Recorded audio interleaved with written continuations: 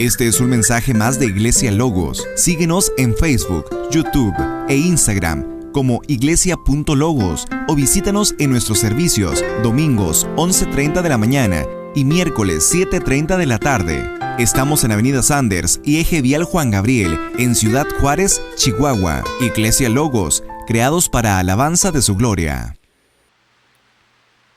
La palabra de hoy y el título es contra los opresores.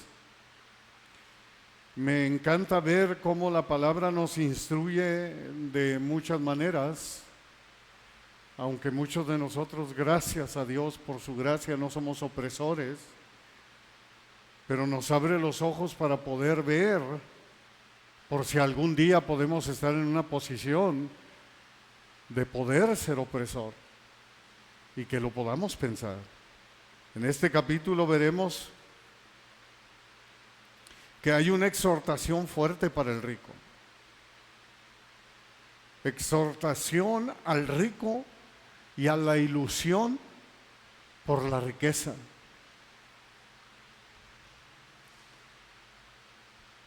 ¿Cómo se manifiesta una fe viva? ¿Quién podrá ser salvo? No, fue la pregunta que le hicieron los discípulos a nuestro Señor Jesucristo, precisamente cuando Él estaba hablando de las riquezas. A lo que nuestro Señor Jesucristo le contestó, tanto ahí en Mateo como en Lucas, lo vemos en el evangelio, en los dos evangelios, dice: lo que es imposible para los hombres es posible para Dios. Lucas 18:27. Contra los opresores. Acabamos de ver en el capítulo pasado que que Santiago, líder de la iglesia, está hablando que aprendamos a ser dependientes de Dios. Y ahora a los ricos se les lanza con todo, porque obviamente los ricos son personas, a menos estos y muchos que andan el día de hoy por ahí, viven de manera independiente de Dios. Muchos de ellos inclusive no creen en Dios. El verso 1 dice: vamos ahora, ricos, lloren y aúllen por las miserias que les vendrán. Yo recuerdo que tenía un amigo de la infancia, de la adolescencia, que inclusive ha hecho mucho dinero. Desde chico se le veía que era ambicioso. Y cuando le preguntaban quién era tu mejor amigo, él decía: este es mi mejor amigo. Y siempre se tocaba la cartera. Y ha hecho mucho dinero esa persona el día de hoy. Pero es un blasfemo en toda la extensión de la palabra.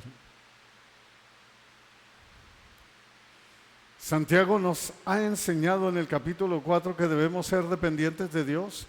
Ahora, en este inicio de este capítulo, continúa reprendiendo a aquellos que se empeñan en vivir de manera independiente de Dios. Está hablándole a los ricos, aunque nuestro Señor Jesús y su palabra nos muestran a algunas personas ricas entre sus seguidores, como Zaqueo, José de Arimatea, Bernabé, Cornelio el centurión, algunas mujeres, entre ellas Juana, que era de la corte de Herodes. Algunas de ellas eran viudas de soldados, de centuriones que quedaban indemnizadas bien forradotas y apoyaban el ministerio de nuestro Señor Jesús. Y luego en el Nuevo Testamento también vemos que aparece ya después de muerto nuestro Señor Jesucristo, Lidia, vendedora de telas muy finas, ¿verdad? Negociante.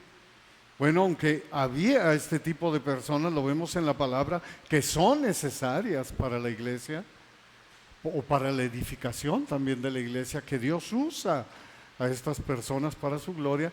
Nos vemos obligados a reconocer que la riqueza representa un obstáculo para el reino. Así lo dijo nuestro Señor en repetidas ocasiones. Palabras de nuestro Señor Jesucristo, por ejemplo, en Mateo 19, 23 y 24 dice: entonces Jesús dijo a sus discípulos: de cierto les digo qué difícilmente entrará un rico en el reino de los cielos. Otra vez les digo que es más fácil pasar un camello por el ojo de la aguja que entrar un rico en el reino de Dios. A lo que los discípulos contestan, pues entonces ¿quién podrá ser salvo, verdad? Porque en aquel tiempo, recordemos que la mayoría de las bendiciones se medían por la riqueza que tenía la persona. Entonces, si esa persona era rica, olvídate, estaba súper bendecido. Y viene nuestro Señor Jesús y habla una gran verdad y tómala y empieza a tupir. Y les empieza a decir a los ricos, vende todo lo que tienes, ¿no? Lo dice en repetidas ocasiones. No necesito decírselos porque la mayoría de ustedes ya lo saben. Y entonces los discípulos dicen, pues ¿quién podrá ser salvo, no? Entonces por eso el Señor les dice, para que podamos entender, ahorita que iniciamos, porque el Señor les dice, lo que es imposible para el hombre es posible para Dios. Dios puede transformar el corazón de lo que parece imposible para el hombre. También es cierto que la búsqueda de riquezas es una motivación para todo pecado. Por ejemplo, Pablo, el apóstol Pablo, en 1 de Timoteo 6, 9 y 10, escribe y les dice, porque los que quieren enriquecerse, mira lo que pasa, caen en tentación y en lazo, y en muchas codicias necias y dañosas que hunden a los hombres en destrucción y perdición. Fíjate todo lo que dice el apóstol Pablo. Verso 10 dice, porque raíz de todos los males es el amor al dinero, o sea, el avaricioso, el cual codiciando algunos se extraviaron de la fe y fueron traspasados por muchos dolores. Santiago les habló no solo como ricos, porque no confundamos, hermanos, porque las riquezas y la gracia a veces van de la mano. Las riquezas y la gracia a veces van juntas.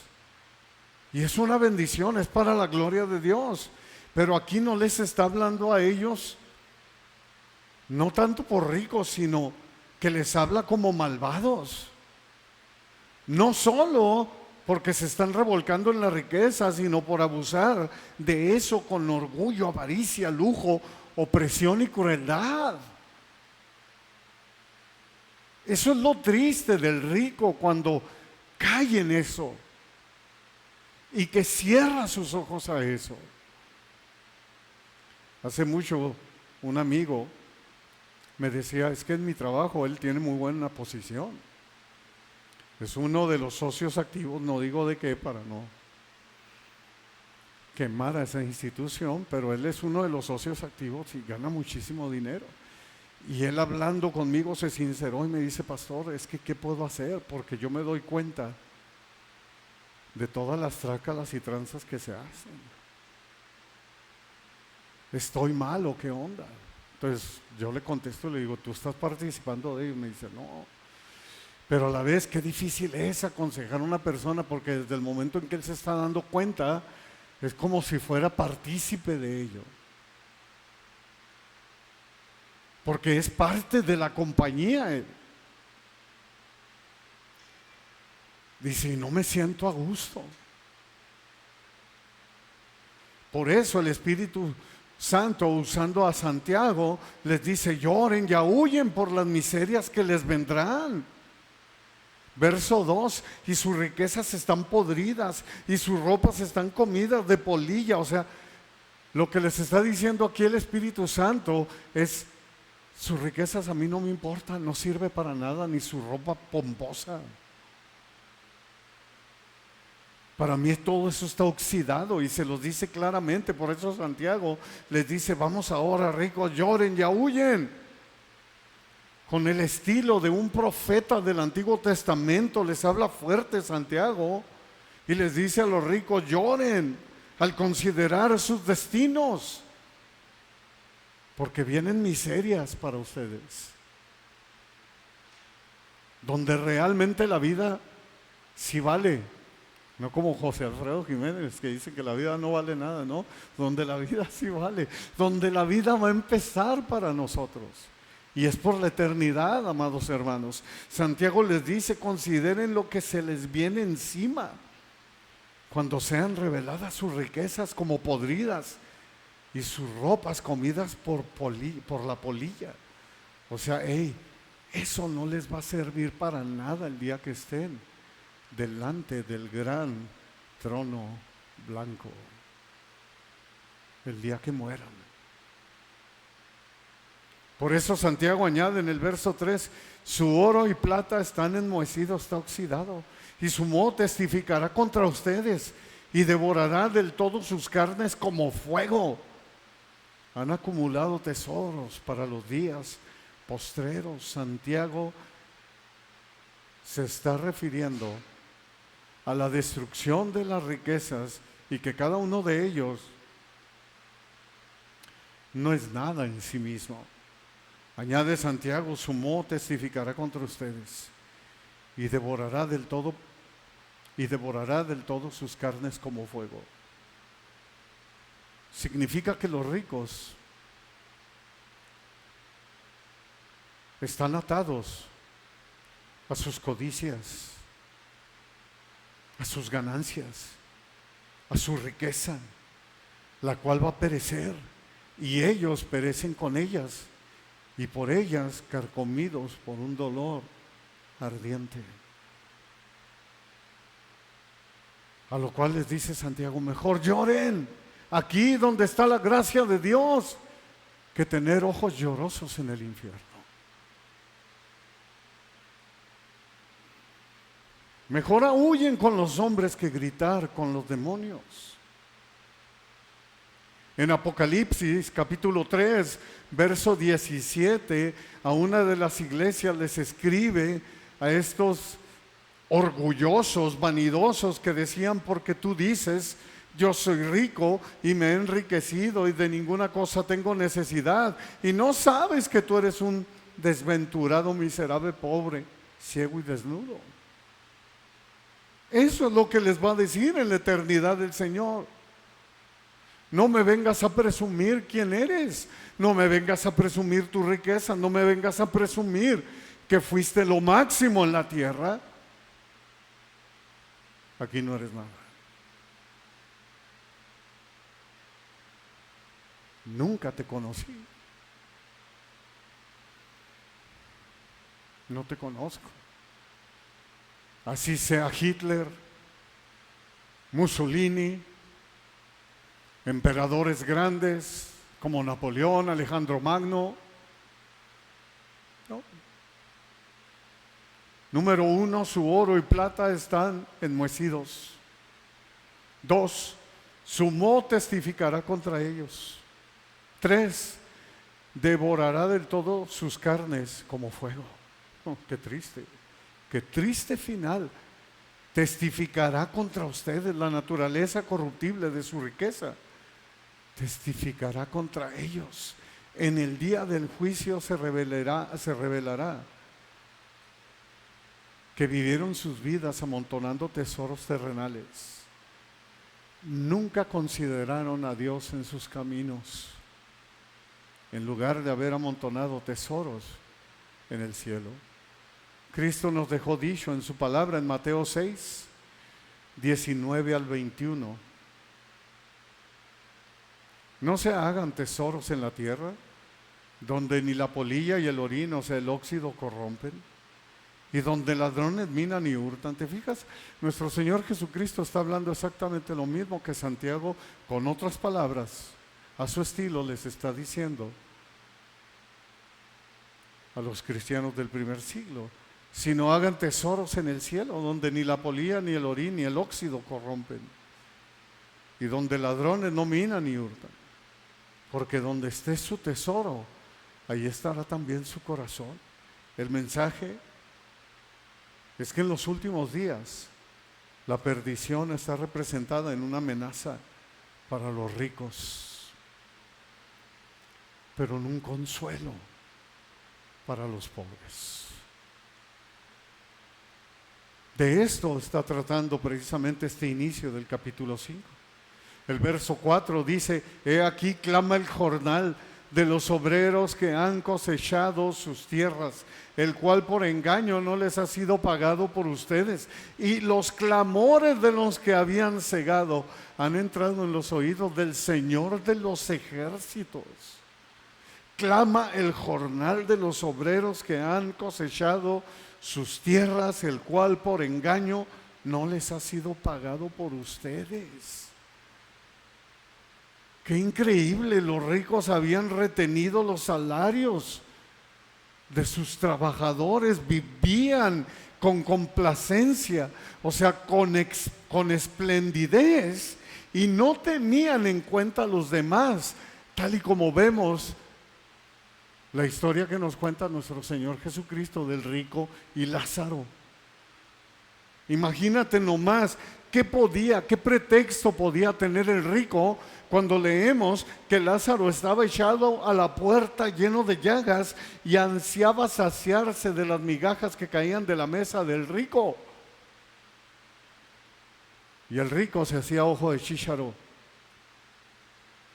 Era un rico que hacía todos los días banquete con esplendidez. Se vestía de púrpura, dice, de la nobleza, lo cual quiere decir que podría haber sido de la realeza. Y el pobre Lázaro lo veía él tal vez a diario, y no era para decir, tráiganle un doctor a este hombre y yo pago, ayúdenlo. Los únicos que le brindaban alivio eran los perros que le lamían las llagas al pobre de Lázaro. ¿Te fijas? Qué triste. Esto era lo mismo que estaban haciendo en la iglesia del primer siglo, algunos de los ricos, no todos. En Amós 6:6 leemos, dice, beben vino en tazones y se ungen con los ungüentos más preciosos y no se afligen por el quebrantamiento de José. ¿Les importa un bledo el pueblo de Dios? Duermen, dice el verso 4, en camas de marfil, hablando muy parecido a lo que vienen siendo los artistas de hoy en día. Dice, porque dice que inventan instrumentos como David, son famosos. Y luego dice, beben vino en tazones, pero ellos están devorando. También ahí lo dice, a los corderos del rebaño en Amós 6, desde el verso 4. Están comiendo a los corderos, o sea, a los novillitos. Y dice que no se afligen por el quebrantamiento, igual que los ricos. No me importa, róbalos, saquéalos. Así está la industria hoy en día, precisamente de la música. Aplazar el pago es una estafa, ya que despoja al obrero del beneficio de su paga. Así queda registrado aquí con la injusticia. Por engaño no les ha sido pagado por ustedes. Así es la codicia, amados hermanos, ya que vivían de las labores de los obreros y hacían pasar hambre todavía a los pobres para enriquecerse más ellos. Híjole. Dice la palabra, nos dice Santiago, los clamores de los que habían cegado han entrado en los oídos del Señor de los ejércitos. Les escribe esto Santiago, como para hacerles conciencia el Espíritu Santo a los ricos. El Señor de los ejércitos es una traducción del término hebreo. Y lo vemos que aparece en Isaías 1:9 y también aparece en Romanos 9:29. El Señor de los ejércitos está describiendo a Dios como el guerrero, el comandante en jefe de todos los ejércitos celestiales y angélicos. Ese es el Dios, amados hermanos, al que nosotros servimos. El uso de este título tenía por objeto dar una advertencia a los ricos. Sepan con quién se están metiendo. Santiago, inspirado por el Espíritu Santo, les está diciendo, y hoy nos está diciendo, y hoy te está diciendo a ti, rico, sé con quién, que sepas con quién te estás metiendo. Los clamores del pueblo al que habían oprimido había llegado a oídos de Dios, el que manda los ejércitos celestiales y angélicos. En Ageo, o Ageo, como le quieran decir, capítulo 2, versos 6 al 7, dice Yahweh, porque así dice Yahweh de los ejércitos, o Yahvé: de aquí a poco yo haré temblar los cielos y la tierra, el mar y la tierra seca, y haré temblar a todas las naciones, y vendrá el deseado de todas las naciones, y llenaré de gloria esta casa, ha dicho Yahvé de los ejércitos. El Señor de los ejércitos lo ha dicho. Esto es un apelativo frecuente de Dios en el Antiguo Testamento, y significa su poder incontrolable, todopoderoso. Los medios infinitamente numerosos que tienen para gobernar el mundo, defender a sus seguidores y castigar a los malvados, la referencia principal es Yahvé de los ejércitos del cielo y de los ángeles. El profeta Jeremías lo describe a la perfección. Jeremías 20, 11, 12. Todos ustedes conocen esta cita. Mas Yahvé está conmigo como poderoso guerrero o como poderoso gigante. Algunas traducciones dice guerrero. Por tanto, los que me persiguen tropezarán y no prevalecerán, serán avergonzados en gran manera, porque no prosperarán. Tendrán perpetua confusión que jamás será olvidada. Oh Yahvé de los ejércitos, que pruebas a los justos, que ves los pensamientos y el corazón, vea yo tu venganza de ellos, porque a ti he encomendado mi causa. El Señor de los ejércitos es para temer.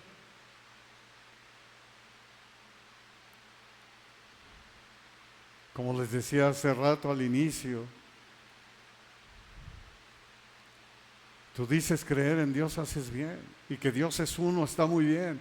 También los demonios creen y tiemblan. ¿Qué ha pasado con nosotros? Ese es el mensaje de Santiago a los ricos. Contra los opresores, verso 5. Han vivido en deleites sobre la tierra y sido disolutos, o sea, son viciosos. Han engordado sus corazones como en el día de matanza. Ahora entendamos bien el mensaje. Hay riquezas que son fruto de una vida recta y diligente, y bendito sea Dios por ello. Gloria a Dios por esos ricos. Y esas son dadas por Dios, y son dadas para su gloria.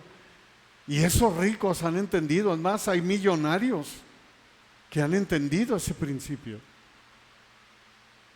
Y bendito sea Dios por ello, pero son muy pocos, muy poquititos, yo creo que serían contados para la gloria de su reino. Mira lo que les dice el apóstol Pablo en 1 Timoteo 6, 17 al 19, dice: a los ricos de este siglo manda que no sean altivos, ni pongan la esperanza en las riquezas, las cuales son inciertas, sino en el Dios vivo, que nos da todas las cosas en abundancia para que las disfrutemos. Y luego les dice en el 18, que hagan bien, que sean ricos en buenas obras, dadivosos, generosos, atesorando para sí buen fundamento para lo porvenir, que echen mano de la vida eterna. ¡Qué bendición! Te fijas, todo lo opuesto. Estos no se van a podrir. Estos echarán mano para la vida eterna, para lo porvenir. Ellos saben de dónde viene esa riqueza y están dejando un buen fundamento. Lamentablemente, como en este caso son fruto, en el caso de Santiago, son fruto de la opresión. Son altivos, están oprimiendo, abusando de los menos favorecidos. Es necesario un clamor, una oración al Señor, porque hay severas consecuencias para los opresores. Proverbios 22:16 dice: el que oprima al pobre para aumentar sus ganancias, o que da al rico, ciertamente se empobrecerá. Han vivido en deleite sobre la tierra y sido disolutos, o sea, son unos viciosos, y por si fuera poco se han enriquecido a costa de los demás. Qué triste. La misma riqueza los había hecho viciosos. No, es lo que pasa en los tiempos cuando hay recesiones. Los que eran ricos, ¿qué es lo primero que hacen? Se acobardan. ¿Y qué sucede? Se quitan la vida. Eso pasó en los Estados Unidos. Mucha gente se suicidó.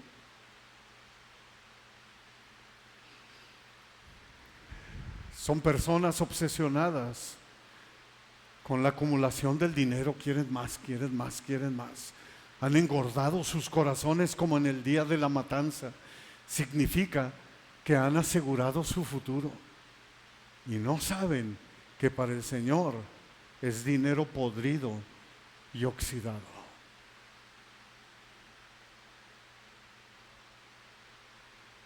Simplemente pregúntate, ¿cómo acumularon esa fortuna? ¿Por medio del engaño? Es lo que estamos leyendo, del fraude y de la explotación, de la mentira. Y todo eso siempre sube delante del Señor. El rey David escribió en uno de sus 73 salmos lo siguiente, en el Salmo 12:5: por la opresión de los pobres, por el gemido de los menesterosos. David está profetizando. Ahora me levantaré, dice Yahvé, pondré en salvo al que por ello suspira. Eso es lo que estaba sucediendo precisamente al inicio de este capítulo 5 de Santiago.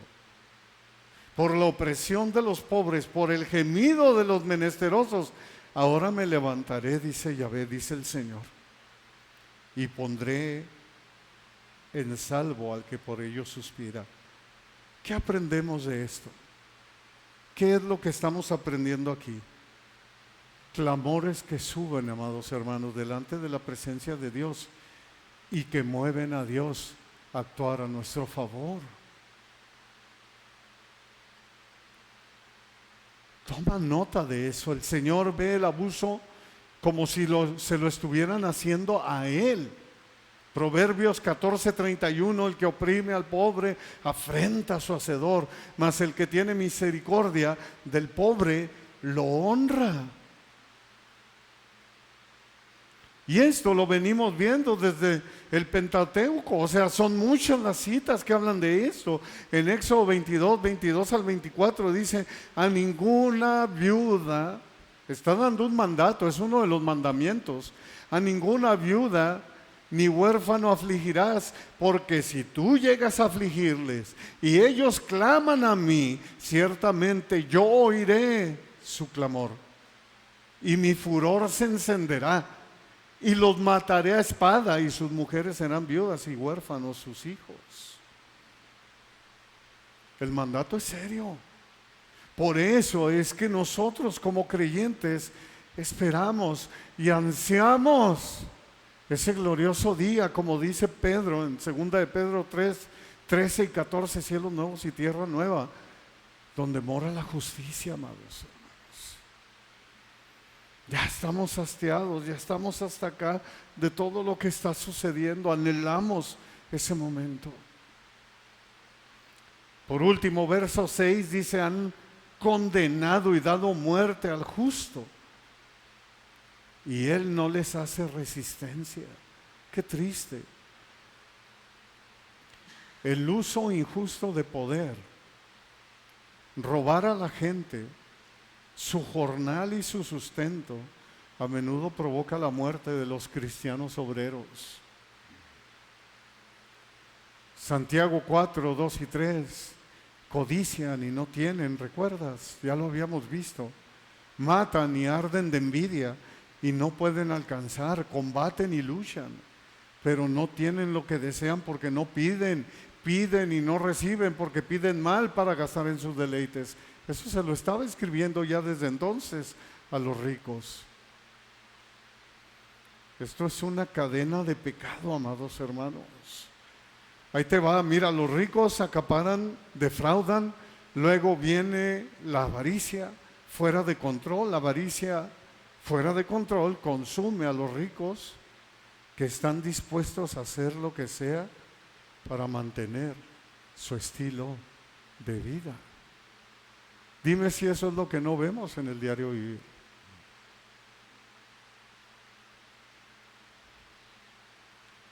Y lo vemos constantemente, y lo vemos hasta en películas, y lo vemos en todo. Mucho cuidado, amado hermano. Si Dios te llega a prosperar, siempre dale gloria al Señor. Siempre sé generoso, principalmente para los santos. Siempre sé generoso para la iglesia, para su pueblo.